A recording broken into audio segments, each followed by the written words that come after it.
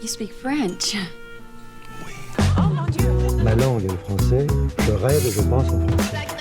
J'ai tendance à valoriser les gens. Je les valorise en les écoutant, en montant. Ça fait partie de la culture. C'est une langue étrange que la langue de la culture. La culture, c'est ce qui répond à l'homme quand il se demande ce qu'il fait sur la terre. Les cultures doivent se parler. C'est la diversité. C'est la vie. Welcome to Glimpses on the Night of Ideas, a podcast presented by the Alliances Françaises of Canada. For the 6th edition of the Night of Ideas, an annual event that encouraged the exchange of ideas and collective reflection in 75 countries and on 5 different continents. The Alliances Françaises of Canada have immersed themselves in this year's theme, Closer. To reflect on this topic, we interviewed many inspiring, bold, and committed Canadian and French personalities.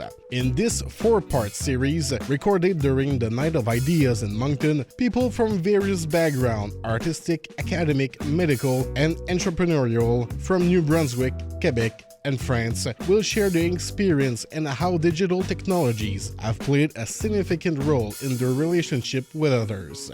Successes and failures will be discussed, as well as personal stories related to the challenge of maintaining ties in a world where isolation is vital.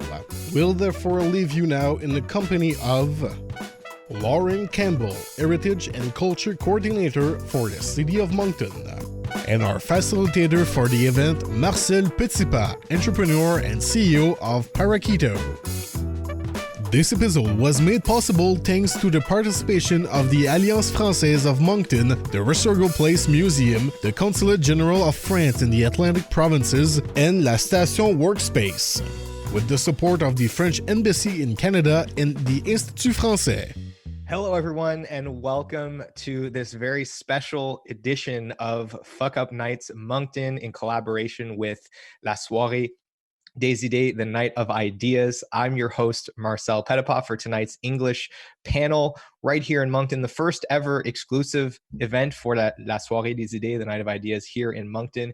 And before I go any further, I want to take a moment to acknowledge that the land on which we're gathered, either in person or virtually, is the traditional unceded territory of the Mi'kmaq people. As I start and introduce our first panelist, who's going to share his stories with us here about his transition to doing things in a virtual way.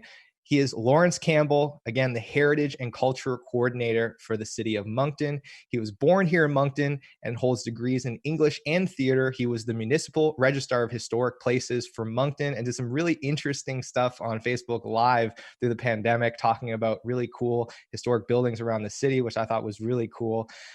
He's also been serving as the Provincial Registrar for New Brunswick for 6.5 years, and in his current role as the Heritage and Culture Coordinator for the City of Moncton, his mandate includes being a staff resource for the Moncton Heritage Conversation Board, and he's also a professional actor and independent filmmaker. So a man of many talents, and here tonight to share his fuck up with all of you. So with that, Lawrence, welcome, and thank you for being here. Thanks for having me. Appreciate it. Wow. No pressure. Pumped me up pretty good. So yeah, I was named after Lauren Harris from the Group of Seven, so there must be some art in my blood anyway. If a name means anything, it doesn't. It's not true. I'll talk a little bit about the museum, about Place Resurgam Place where I work. I will finish off with how we've had to integrate into reaching out digitally to maintain our social ties as an institution. So for 30 odd years, we were a museum, a traditional museum. And we closed for a couple of years to develop what is now Resurgam Place, which included a transportation discovery center.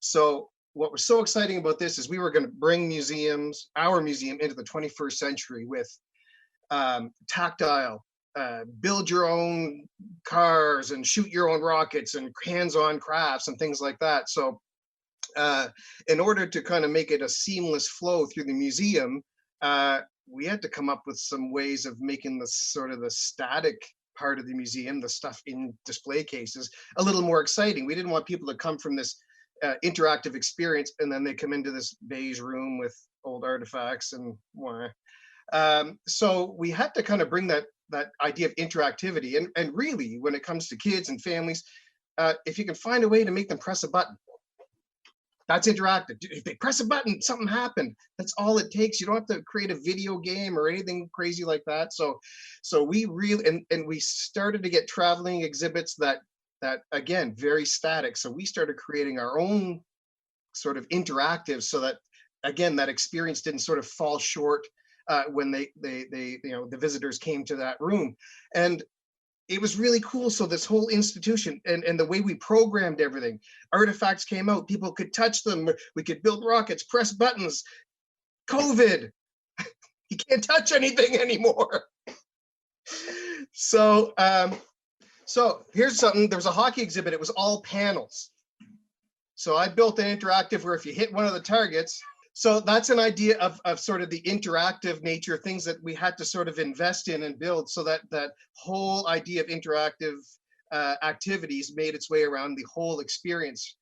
So when you have it now, an institution with buttons, build your own crafts, elevators with buttons, all that kind of stuff, in order for us to come back successfully from COVID shutdown, we had to come up with a huge plan that had to be walked through and approved by our emergency command center. And did we have to shut down everything that had a button? Did we? The amount of technology I explored, everything, motion sensors, everything, to finally find this really cool invention, the stick. So I made this little stick that made all of our interactives work. We have interactives like this, little Pepper's Ghost. If you don't know what that is, look up Pepper's Ghost. So little things you used to press a button, now you use a stick that you pick up and you can keep, or you can pick up and put in a bin, and we'll sanitize them and reuse them. Elevators, there's a little icon that says, push it with the stick. So now we get into touch screens. There's so many touch screens, and the stick didn't work until I wrapped it with aluminum tape. And then all of a sudden, if you were touching the tape with your fingers, all of a sudden, it starts to work as a touchscreen stylus. So all that to say, a stick saved the day. I didn't have to reinvent any technology, literally a stick.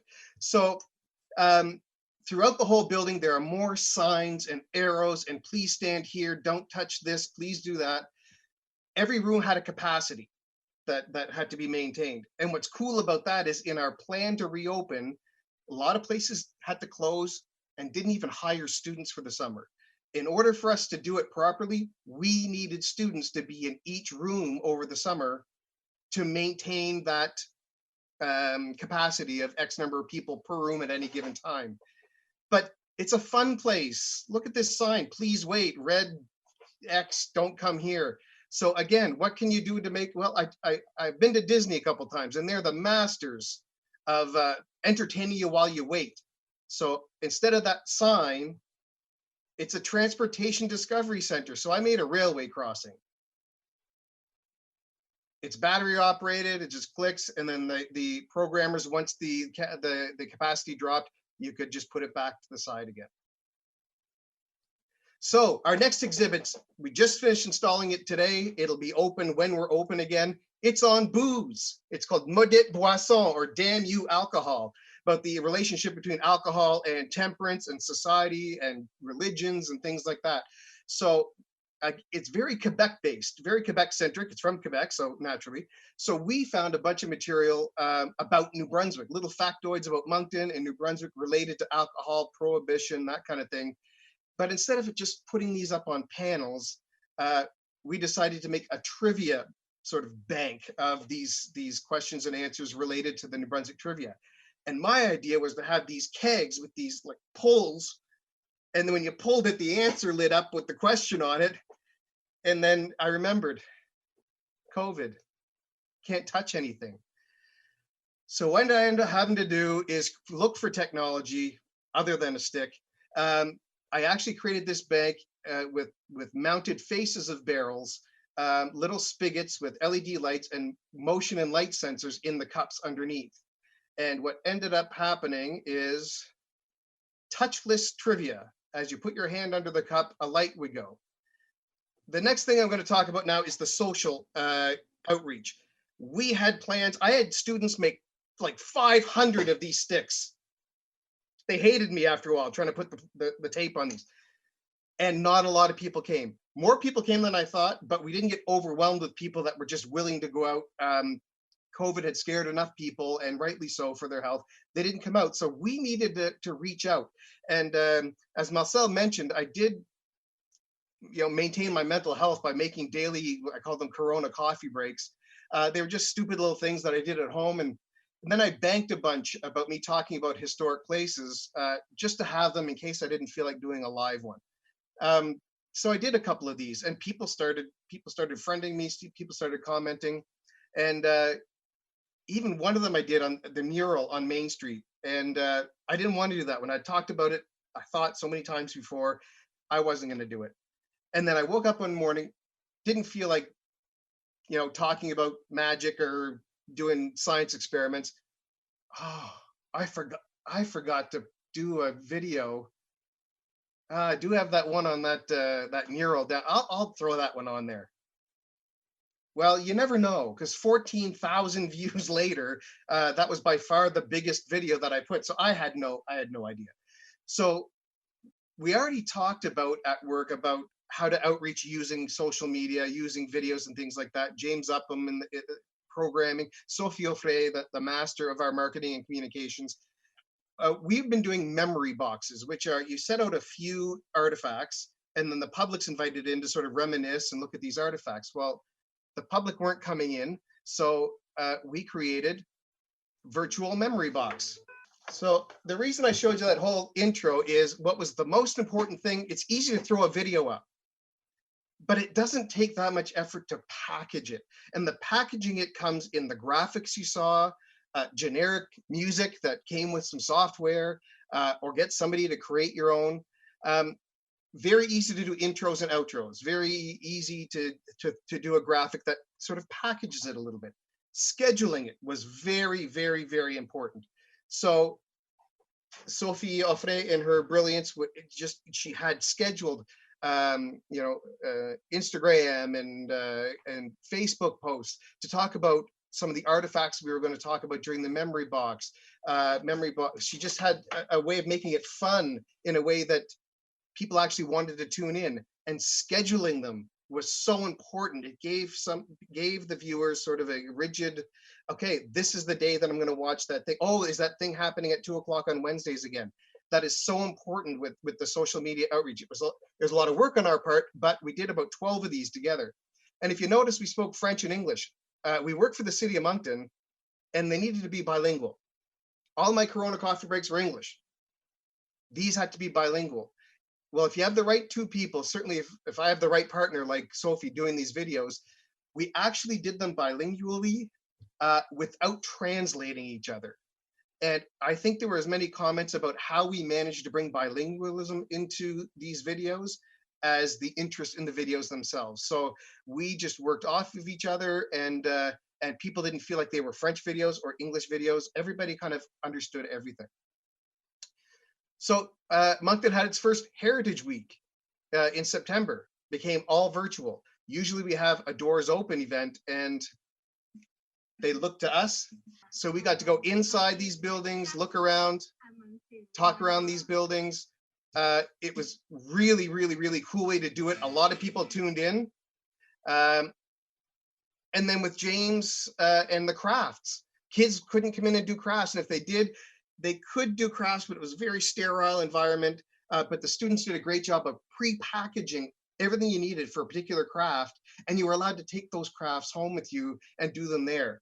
But another thing that James did with me, we worked together, again, a graphic, a song. We put these on YouTube, and no dialogue. It's not explained. It's just shown to you. So it didn't even have to be a big complex translation of dialogue.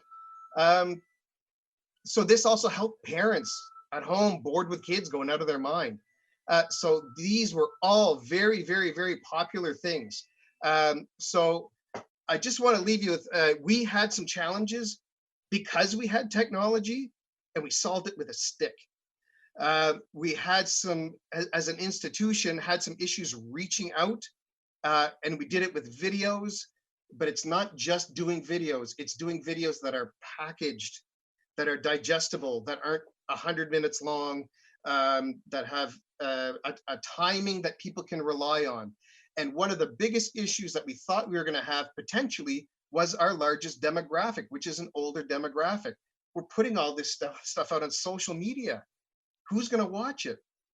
I would say most of the people that commented and watched our videos were our demographic. So another mistake we made, although we went ahead with it, was presuming that demographic wasn't going to be plugged in enough to benefit from all this. Wow, were we surprised.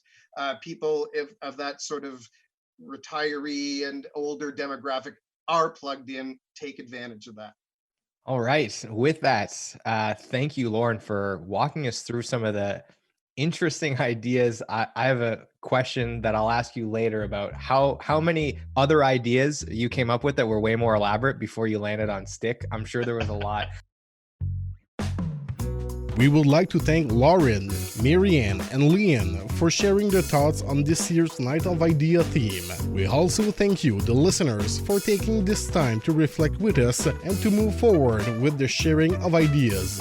This podcast was produced by the Alliances Françaises of Canada as a part of the 2021 Night of Ideas. If you like this podcast and wish to continue your reflection, don't miss the following episode as well as the roundtable in French, Réinventer les liens par le numérique. And for more inspiring content, be sure to check out the Night of Ideas Canada YouTube channel.